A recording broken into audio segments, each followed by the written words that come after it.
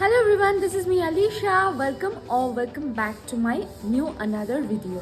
তো কেমন আছো তোমরা? আই হোপ তোমরা সবাই খুব ভালো আছো। তো আজকে অনেক দিন পরে একটা লং ভিডিও নিয়ে চলে এসেছি তোমাদের সাথে শেয়ার করতে। টাইটেল আর থাম্বনেল দেখে বুঝতেই পারছো যে আজকে ভিডিওটা কিসের উপরে হতে চলেছে।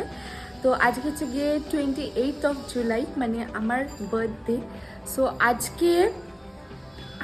আজকের দিনটা বা আমার বার্থডেটা আমি কীভাবে সেলিব্রেট করছি সেটাই তোমাদের সাথে শেয়ার করব। খুবই নর্মাল, নিজেদের চিমচামভাবে নিজেদের মধ্যেই শেয়ার করব, খুব গ্র্যান্ড কিছু ব্যাপার না, বাট যাই করব সেটাই তোমাদের সাথে শেয়ার করব।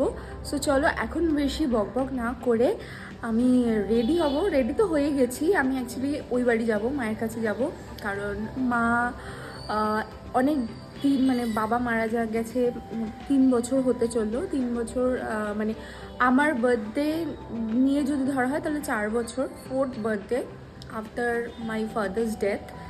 তো আমার আর এই যেই রিচুয়ালসগুলো হয়, আশীর্বাদ, মানে 5 রকমের ভাজা ভাত, মাছ, দুপুরবেলা লাঞ্চ যেটাকে বলে বার্থডে লাঞ্চ, সেটা আমি মোটামুটি 4 বছর মায়ের কাছে আর নেওয়া হয়নি, এই সেলিব্রেশনটা করা হয়নি, কারণ ভালো লাগতো না অনেস্টলি।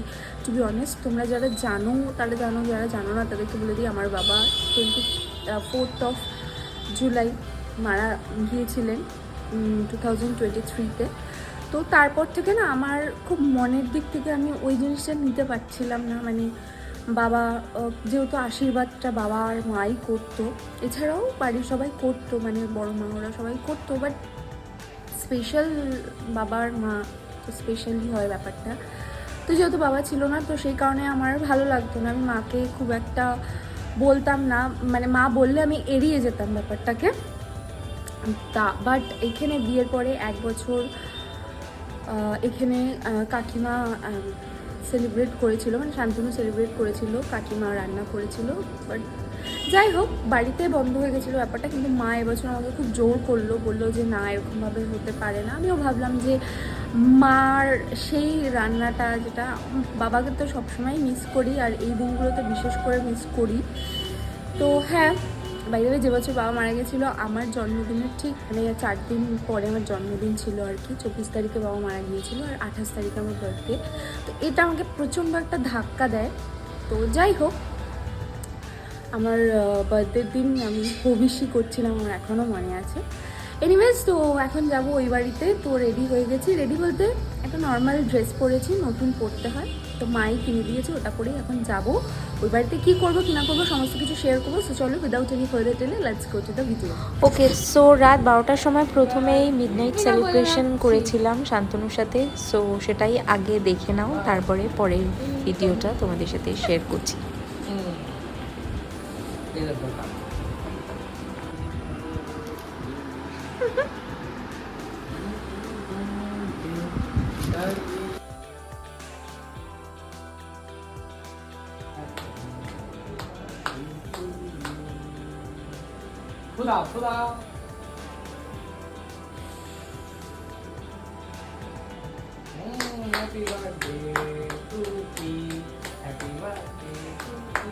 আমার বার্থডেটা এবছর টিউসডেতে পড়েছিল। তো আমি টিউসডেতে শান্তনু ভেজ খায়, আর শান্তনু যেহেতু খায় তাই আমিও খাই, আর স্যাটারডেতেও খাই, আর শ্রাবণ মাসে মানডেতেও আমরা ভেজ খাই। তো শান্তনু ভেজটা খেতে হয়েছে, বাট আমি ননভেজ খেয়েছি কারণ আমার বার্থডে ছিল। বাড়িতে আর বাড়িতে আসার সময় আজকে এত রোদ উঠেছিল, বাপরে বাপ, আমি জাস্ট হেঁটে আসছিলাম।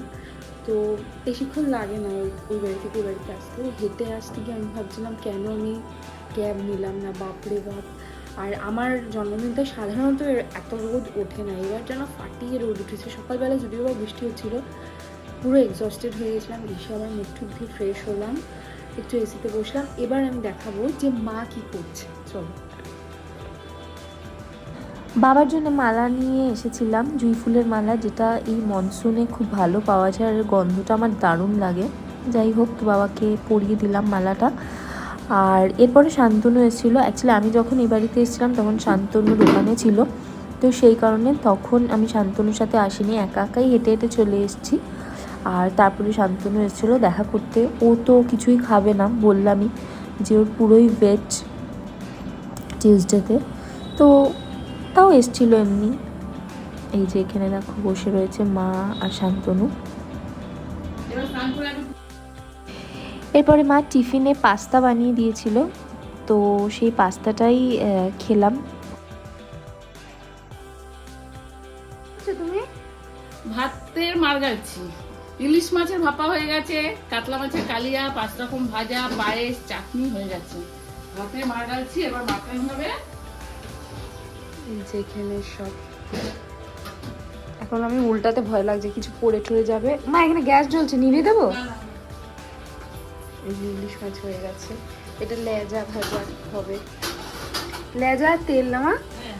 লেজা ভাজা। এই শান্তনু, এই যে অনিমা। এই দেখো এইরকম রোদ উঠেছে, মানে আজকে জানি না আমি হঠাৎ করে এবছর প্রচণ্ড রোদ উঠেছে। যে 28 তারিখ জুলাই মাসের, সাধারণত রোদ থাকে না, এরকম রোদও থাকি না। আমি এসেছি ফুল পাড়তে, এখানে আজকে একটা ফুলই আছে। মা বললো পুজো দিতে বসেছে, ফুলটা পাড়তে অনেকটা উঁচুতে। দাঁড়াও দেখি পারা যায় কিনা। এই দেখো কি সুন্দর না? এটা কি বলে মা, দাঁড়াও, কি চন্দনা চন্দনা জবা না কি একটা বলে আমার মা। সারদা জবা, বেসিক্যালি এই শেপটাকে সারদা জবা বলে, সেটা বোধহয় চন্দনা জবা। আর এখানে এই ফুলগুলো এখনো হয়নি, ফোটেনি। এখানে একটুখানি ওষুধ দিতে হবে, গাছগুলো একটু একটু হালকা হালকা পোকা ধরেছে মা বলছিল। আর এটা হচ্ছে কি বেল ফুলের গাছ। আজকে এই বেল ফুলের গাছে বেল ফুল হয়নি, বর্ষাকালে হয়। তো আজকে আপাতত নিচের ছাদ থেকেই একটা ফুল পেলাম, এবার উপরের ছাদে গিয়ে দেখবো। চলো দেখো, উপরের ছাদেও আমার মায়ের অনেকগুলো গাছ আছে, কিন্তু আজকে আর কোথাওই ফুল ফোটেনি। এটা নীলকণ্ঠ গাছ। নীলকণ্ঠ গাছে না কোনায় কোনায় ফুল থাকে। এই যে একটা ফুল, এই যে এটা হচ্ছে আমাদের নিচের ছাদ, আর এটা হচ্ছে উপরের ছাদ। এখানে আর কোথাও ফুল নেই বোধহয়। বর্ষাকালে ফুলের ফলনটা একটু কমই হয়, যদিও বা শীতকালে অনেক ফুল হয় গাছে। এটা হচ্ছে গিয়ে স্থলপদ্ম। এখানে যে ফুলটা ফোটে সেটা সাদা ফোটে, যত দিন যায় ততটা গোলাপি হয়ে যায়, খুব সুন্দর, খুব ম্যাজিক্যাল। এখানেও এই যে জবা ফুলের ছোট ছোট কুঁড়ি, এগুলো খুব সুন্দর, মানে এইটার কালারটা এত সুন্দর। ছোট্ট ছোট্টই হয় জবা ফুলগুলো, পিঙ্কিশ রেড কালার, বাট ফোটেনি। তো চলো, এই একটাই পেলাম ফুল। ফুল এমনি টুকটাক কেনা হয়েছে।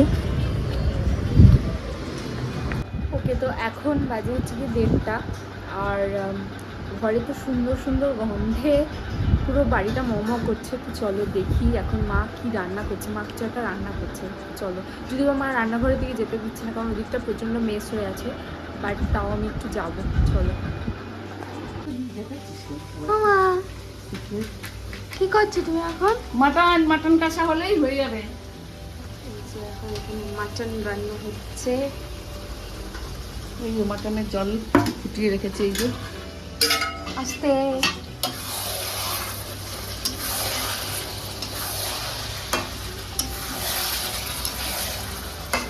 তো এই যে মা সমস্ত কিছু রান্না করে, মায়ের অ্যাকচুয়ালি মুখ দেখে বোঝাই যাচ্ছে, মা চুলগুলো ঠিক করো, পুরো হুড়া নাড়া হয়ে। আমার মা এত কিছু, কেউ নেই, আমাকে বাজার থেকে সব একা হাতে করে রান্না করতে হয় মেয়ের জন্য। হ্যাঁ। আর এই যে মা এখন আশীর্বাদ করতে বসবে। আর মায়ের তো কোমরে ব্যথা, মা তো মাটিতে বসতে পারে না, কোমরে তো অ্যাক্সিডেন্ট হয়েছিল তোমরা জানোই, তো ওর জন্য ওখানে বসেছে। আর কি কি রান্না করেছো মা একটু বলে দাও। ভাজা, সাদা ভাত, বাসন্তী পোলাও, বেগুন ভাজা, আলু ভাজা, কুমড়ো ভাজা, পটল ভাজা, কাঁকরোল ভাজা, পাঁপড় ভাজা, স্যালাড, কাতলা মাছের কালিয়া, ইলিশ মাছের ভাপা, মটন কষা, ইলিশ মাছ ভাজা, পায়েস, টমেটো চাটনি, দই মিষ্টি, ফল, কেক। এই সমস্ত কিছু তুমি নিজে আমি হাতে? একা করেছি, আমি একা পুরো বাজার করে কেটে বেটে একা রান্না করেছি। মা আর আসলে সকালবেলা অনেক সকালে ওঠার অভ্যেস আছে, যেহেতু মা মর্নিং আমি ওয়াক 8টা থেকে শুরু করেছি। 8টা থেকে রান্না শুরু করেছে, বাজার তো আরো ভোরবেলা থেকে। ভোরবেলা উঠে মর্নিং ওয়াক করতে গেছি, তখন বাজার করে নিয়ে চলে এসেছি। আর তার সাথে হেল্পিং হ্যান্ডে খালি ছিল হচ্ছে কি অনিমা। আর আমার মার চুলগুলো এর জন্য এরকম হয়ে গেছে এখন পুরো একদম। আমার কোমরে খুব যন্ত্রণা তো, পুজো টুজোও তো ঘরে দিতে হয়েছে, সবই তো একা হাতে করতে হয়। তো এবার মা আশীর্বাদ করবে, তাই তোমার? হ্যাঁ।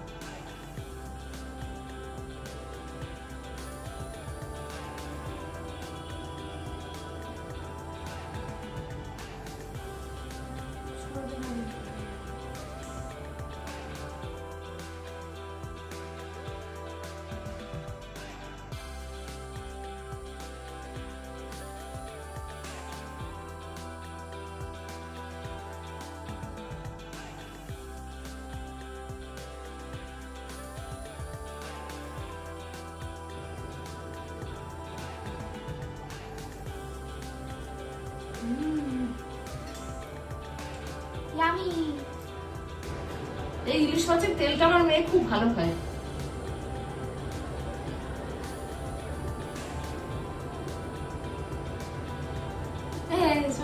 সব দিচ্ছে।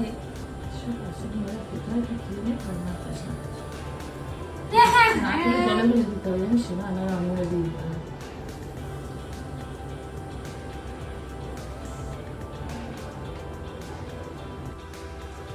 ওকে, তো এবার আমি নিজে খাই, কারণ মায়ের আশীর্বাদ হয়ে গেল দেখলেই। আর এখন কেকটা কাটবো না ভাবছি, কারণ এত কিছু একসাথে মিস হয়ে যাবে। খাওয়া দাওয়া করে তারপরে আমি কেকটা কাটবো। তো চল, বনু আসুক তারপরে কাটিস। হ্যাঁ, সবাই এখনো আসেনি, কেউ আসার নেই যদিও বা।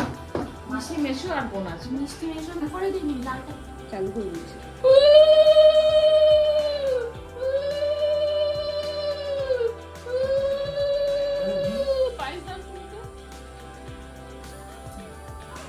ঘি গুছিয়ে গেছি দিচ্ছি।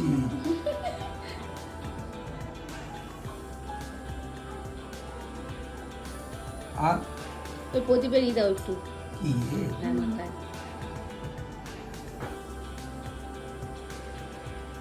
আর হয়ে গেছে? ভাত বাড়ি দিয়ে হ্যাঁ,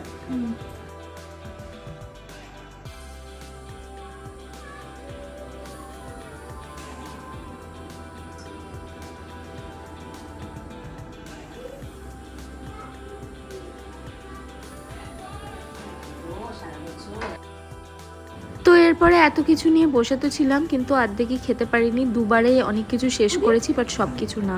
আর রাত্রিবেলা আমি কেকটা কাট করেছিলাম দুষ্টাই অফিস থেকে আসার পরে।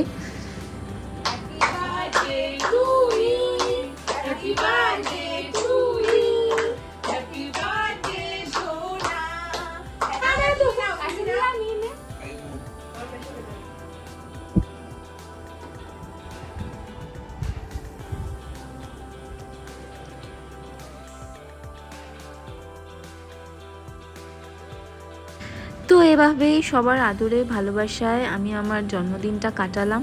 তো সবাই আমাকে খুব ভালোবাসা দিও আর একটু সাপোর্ট করো, যাতে আমি আমার এই চ্যানেলটাকে গ্রো করতে পারি। ব্যাস এইটুকুই তোমাদের সবার কাছে আমার চাওয়া পাওয়া। আর থ্যাংক ইউ সো মাচ সবাই যারা যারা আমাকে সাপোর্ট করো অলরেডি। আজকে ভিডিওটা ব্যাস এইটুকুই। আশা করছি ভিডিওটা ভালো লাগলে লাইক শেয়ার সাবস্ক্রাইব করে দিও। বাই।